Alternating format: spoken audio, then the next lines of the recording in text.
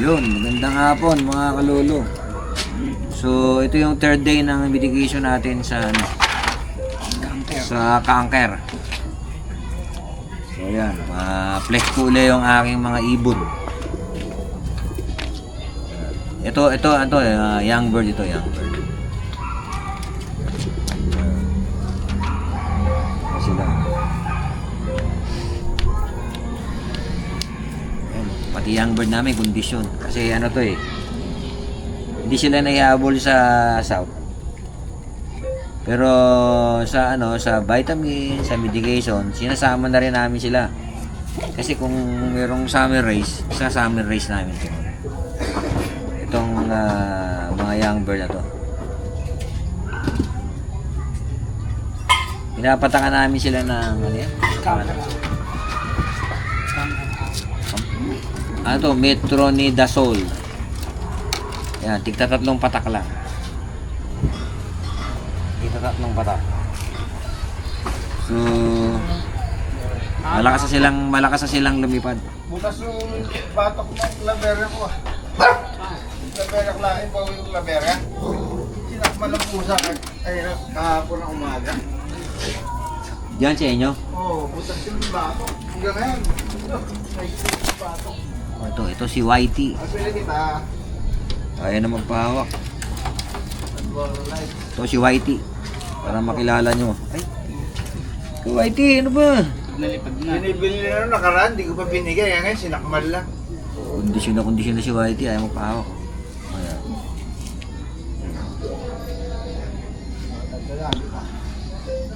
Ito na. Si Whitey ayaw magpahawak. So, bukas loading sila sa Lopez, Quezon. Ayaw magpahawak. Balikan natin. Ayaw mahirapan. Wala, ayaw magpahawak eh. I-flex pa naman. Ito si Vulcan. Si Vulcan. Ano sila? Entry natin sila lahat sa 7-lap pan race. Para magkaalaman na. Kasi 7-lap pan race muna bago derby proper. So, umpisa ng 7-lap pan race. January 6. Ay, January 9. Kalawag. Kalawag umpisa nila. Kalawag, Quezon. So, 165 kilometer. 165 kilometer. Sa record sa sa Quezon City to Calawag yun, pero kami Bukawi, so more than 165 kilometers sa amin. Sa class 15 lagi. 165 nga ba? Parang plus 15 kami, sabi ni Lokman. So, 180. Malayo na yun. First stop pa lang yun. So, since tumagal sila sa training, i-entry na namin lahat yung 8. Kung magkukwalify lahat, kasi meron kami isang MMFC na young bird hindi naman ako lumaro sa MMFC. Yan, ito si Vulcan. Okay. Tatanong natin kung pasok to. Ito. 25. Ito lumalaki katawan nito. Ito si MMFC. Ito yung M-Break. Si MMFC ang tawag namin. Pero M-Break ito, ang parents ito, puro pula. Lumabas siya, checker. So, sabi nung may-ari nung M-Break na pinakunan ko, naglalabas talaga ng checkered yung M-Break nila. So, yan. Ito, alam ko, hen to hen. Pero parang ang laki niya, parang, no? Hen yan. Malaki niya na lang ibon. Pero laki niya, oh. Lumaki na lang yan ito nung lumalayo na eh. Oo nga eh. Nagkaroon ng katawan, ano? Ang ganda ng katawan niya.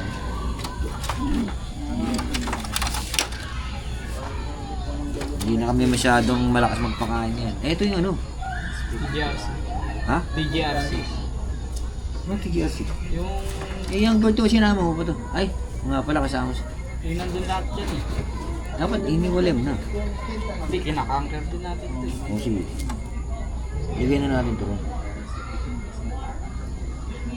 Ito yung young bird na may tinanggalan na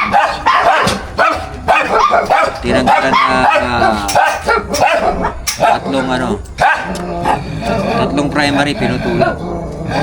Para hindi siya pumitik ng malayo. Ano? Sige mo. Sira ko lang itong ano. Pakulog. Ang maingay, nagbabalag kami. Kapat mo na lang po to. Kaya may aso ko na dito ba? Ito naman si Serga. Ay!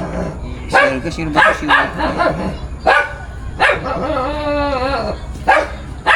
Di ba si Serga to? May magaling na yung sugat niya? Galing na yan. Ito si Serga kasi umuwi 2 beses to, wasak ang dibdib.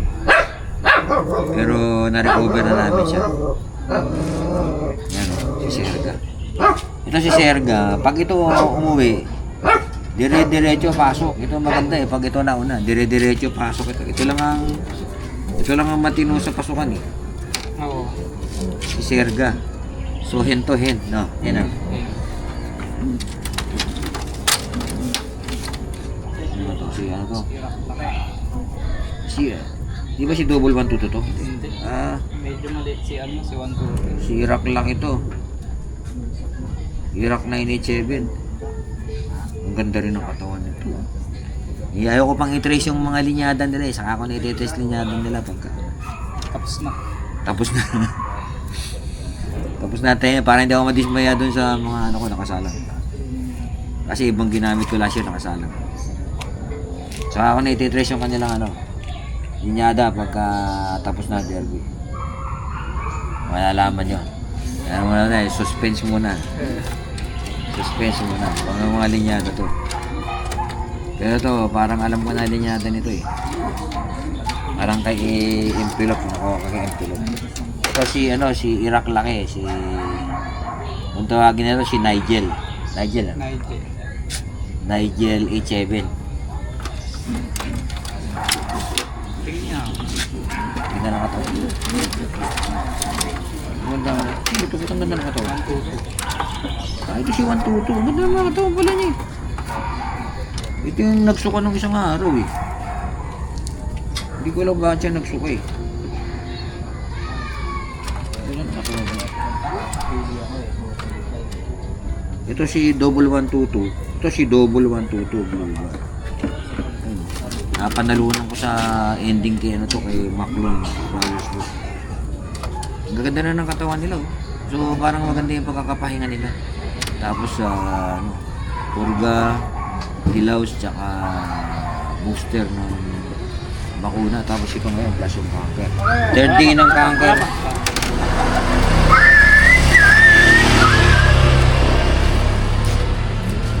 Third day ng cancer medication natin.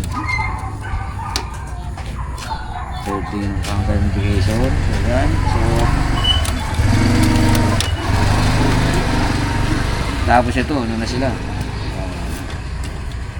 Ayun. Kompleto na yung yung sistema ang ginawa namin, kompleto na. Katapos itong medication sa ano. Ito young bird to. Dito kasama sa flyer.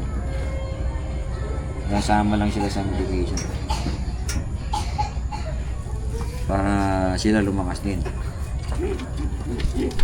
Para hindi pa kinakarera, malakas na. Ito, malakas na ito mga to dahil sumasabay na liparan sa ano to. Ito sa mga flyers sa ating mga veterano. Kinabahan lang ako sa kay Double 122 nung isang araw kasi sinusuka yung pagkain. Pero nung bandang hapon naman naging okay. Ito naman si Philippines to? Hindi. Ay hindi, maliit si Ano Philippines. yan? Young bird ata yan. Iraq to eh. Nasirap liit. Si Iraq liit to eh. Si Iraq 93 o Iraq 69. Ito si Iraq liit. Ang ganda rin. Laki na rin siya. Si Iraq liit. Hintay na natin. Tumatagal sila eh. Ito naman Young bird. young bird. Nagaling din kay ano yata ito. BHA. Ito siguro Maclon.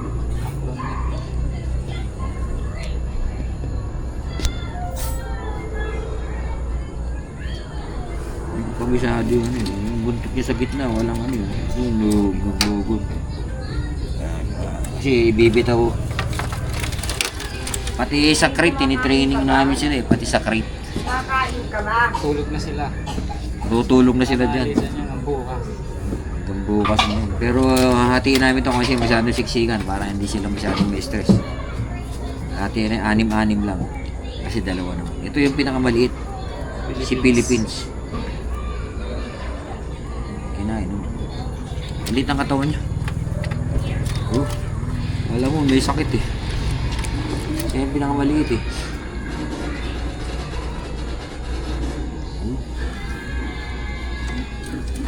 Sabi niya, pagka maliit, kinakal na raw eh. Pero ito, hindi ko kinal. Sadyang maliit ito eh, ng ano. Oh. Pero naman, nagkakalaman na siya. Sadyang maliit ito, nasisiw. Pero maliit pa rin. Diba sabi nila pagka, ano, sabi nila pagka, di ba yan, ayun, yung isang pansier niya, pagka yung maliit daw, kinakal niya na eh. Kinakal niya na eh. Pero kami hindi. Umuwi lagi yan eh. Kung may kakal, laging umuwi. Ito yung bird to. Maklon. Dalawang maklon na yung RJ yan eh. Bali, bali, tatling maklon ko. 1, 2, 2, maklon din. Dito na yan. So, ito yung bird to. Hatiin natin sila. BBC. Ito yung ano, ito yung nawala. Nawala ito, yung first part pa lang ng training sa ano, sa South. Nawala ito. Yan, naulan. First part pa lang.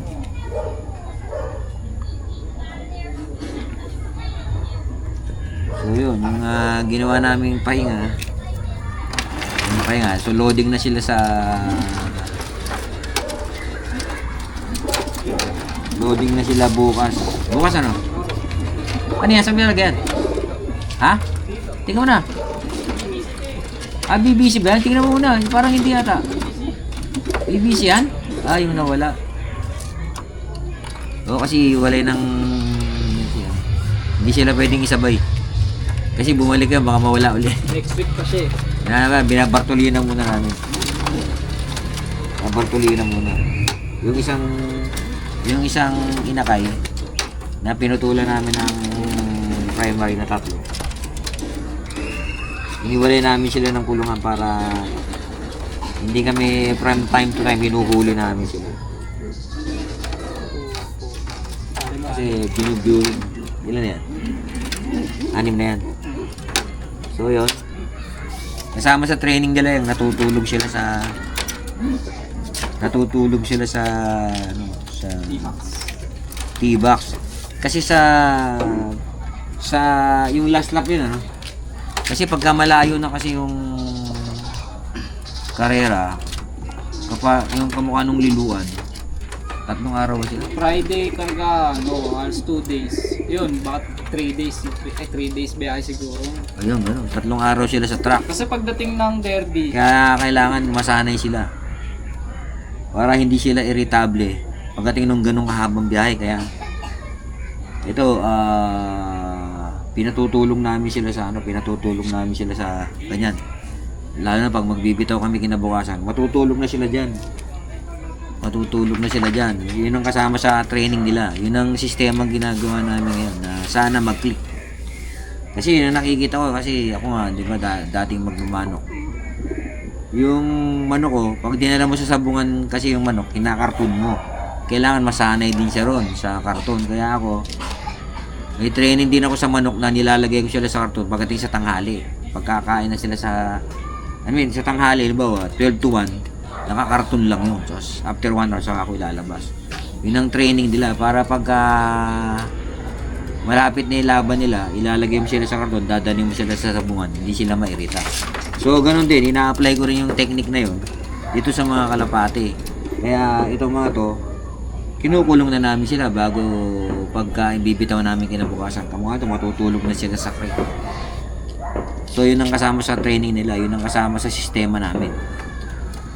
Pero newbie lang kami, hindi namin, disclaimer lang, hindi ko kami, ina-apply ko lang yung nalalaman ko nung nagmamanok pa ako para Sa opinion ko, para hindi sila mairita pag nasa truck na sila.